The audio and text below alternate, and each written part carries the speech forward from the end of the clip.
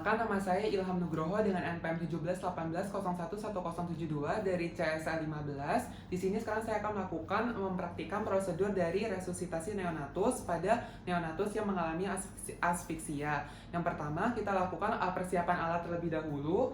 Yang pertama di sini ada handscoon, kemudian ada spad, kemudian ada epinefrin, kemudian ada kateter Deli, kemudian ada ambu bag, kemudian ada stetoskop, kemudian ada bengkok, kemudian ada tiga lapis kain. Kemudian setelah itu sebelum melakukan tindakan resusitasi dilakukan pada meja yang datar dan dilengkapi dengan infant warmer. Kemudian setelah itu untuk APD dari si penolong kita lengkapi dengan menggunakan apron, kemudian ada masker, kemudian ada kacamata, kemudian ada penutup kepala. Kemudian sebelum itu kita lakukan cuci tangan dengan prosedur WHO terlebih dahulu.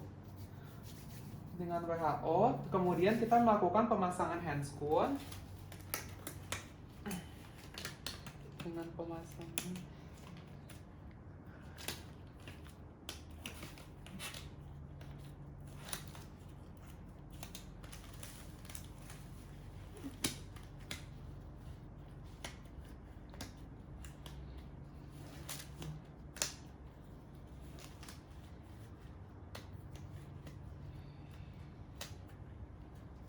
Nah, setelah itu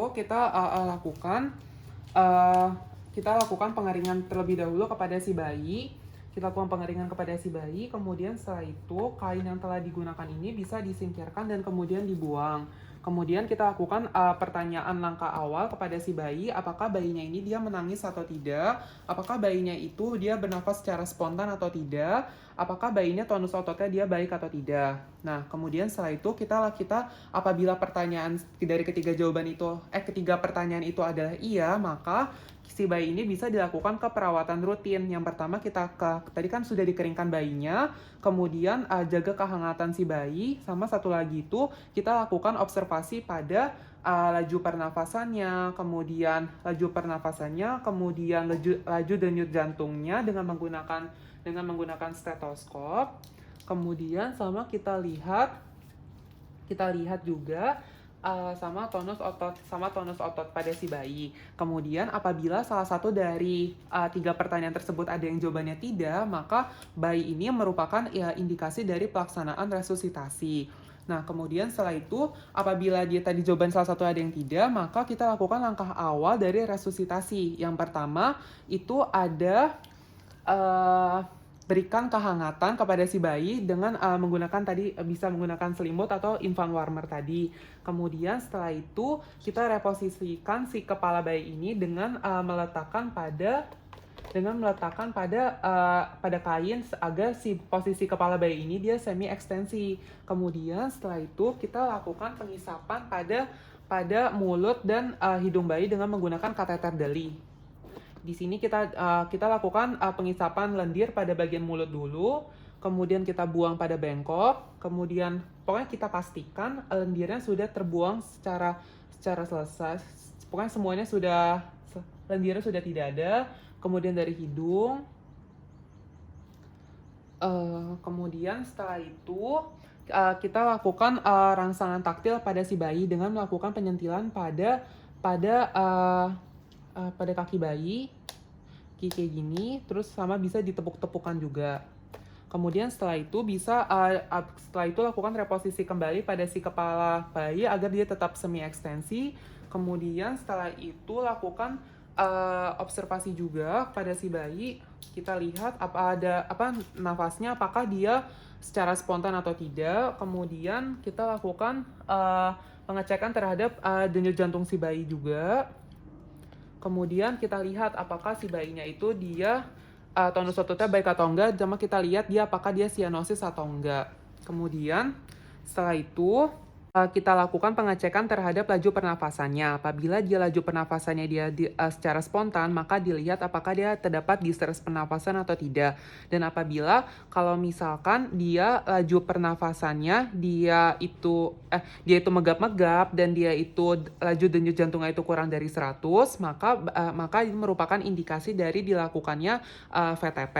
Nah, VTP ini dilakukan dengan frekuensi 40-60 kali per menit dengan 40-60 kali per menit ini dia sungkupnya dipastikan tidak mengalami kebocoran, jadi menutupi hidung sama mulut. Ini dilakukan selama dengan evaluasi setiap 30 detik dengan irama tekan, lepas, lepas, tekan, lepas, lepas. Nah, ini dilihat evaluasi 30 detik pertama. Apabila dalam 30 detik pertama bayinya ini sudah bernafas secara spontan, LDJ-nya dia lebih dari 100, kemudian dia tidak mengalami cyanosis, maka si bayi ini bisa diberikan langsung kepada ibunya untuk melakukan inisiasi menyusu dini. Tetapi apabila dia dalam 30 detik pertama tadi denyut jantungnya itu dia masih kurang dari lebih dari 100 kali per menit, namun dia nafasnya masih megap-megap, maka dia bisa masih diberikan lakukan VTP, pemberian VTP lagi selama 30 detik. Nah, ini tadi dengan irama yang sama, tekan, lepas, lepas, kemudian dilakukan evaluasi lagi 30 detik setelahnya. Apabila laju denyut jantungnya itu dia kurang dari 100 kali per menit, maka itu bisa diberikan dan dilihat pengembangan dadanya. Nah, kalau misalkan pengembangan dadanya itu dia tidak adekuat, maka ini bisa dilakukan dengan langkah ventilasinya ini dibenarkan secara benar. Pokoknya jadi si sungkupnya ini harus menutupi rongga hidung sama mulut, terus reposisi kepala juga dia ini harus tetap semi ekstensi. Kemudian kita pastikan juga lendir pada hidung dan mulutnya ini sudah terbebas supaya tidak menghambat jalan nafas. Kemudian ini dipastikan buka mulutnya juga, sama tekanan pada ambu bag ini juga ditingkatkan. Kemudian kita lakukan VTP lagi. Terus kemudian apabila tadi bayinya itu sudah dilakukan VTP namun laju denyut jantungnya kurang dari 60 kali per menit, maka itu indikasi untuk pemberian VTP sama dengan kompresi dada. Untuk melakukan tindakan VTP dengan kompresi dada ini diperlukan bantuan dari satu orang. Yang pertama di sini jadi untuk melakukan dari kompresi dada di sini diberikan perlakuan itu di sepertiga bawah tulang sternum. Nah, jadi yang pertama ini juga dengan iramanya adalah dengan 1 2 3 remas, 1 2 3 remas, 1 2 3 remas. Nah, kemudian di sini dilakukan juga evaluasi setiap 30 detik. Apabila si bayinya ini masih LDJ-nya ini dia kurang dari 60 kali per menit, maka merupakan indikasi untuk pemberian epinefrin. Epinefrin ini diberikan dengan dosis adalah 0,1 sampai 0,3 ml per 0,1 sampai 0,3 ml per kilogram berat badan, diberikan melalui vena umbilicalis. Ini diberikan di vena umbilicalis. Kemudian setelah itu tetap dilakukan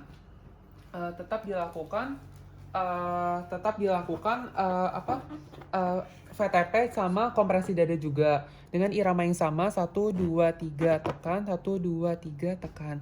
Selanjutnya dilakukan pengecekan pada laju denyut jantungnya. Apabila denyut jantungnya itu dia lebih dari 60 kali per menit, maka kompresi dada itu dihentikan namun VTP-nya tetap diteruskan. Apabila si bayinya sudah tidak bernafas namun ventilasi tetap sudah dilakukan lebih dari 2 menit, maka itu kita siapkan rujukan sambil tetap melakukan si VTP sama si kompresi dada. Namun juga tetap diberikan epinefrin setiap 3-5 menit. Namun apabila resusitasinya itu sudah dilakukan 10 menit tapi bayi tetap tidak bernafas, maka dikatakan resusitasi ini dikatakan gagal. Kemudian dilakukan perawatan pasca resusitasi apabila resusitasi neonatus ini sudah berhasil. Namun apabila dilakukan rujukan, maka kita lakukan edukasi kepada si ibu dan si keluarga, sama juga kita lakukan pemantauan tanda-tanda bahaya pada si neonatus. Namun apabila resusitasi ini dikatakan gagal, maka kita bisa berikan edukasi kepada si ibu dan keluarga dan juga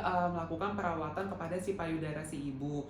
Kemudian setelah itu sudah selesai prosedur dari resusitasi neonatus sudah selesai. Sekian dan terima kasih.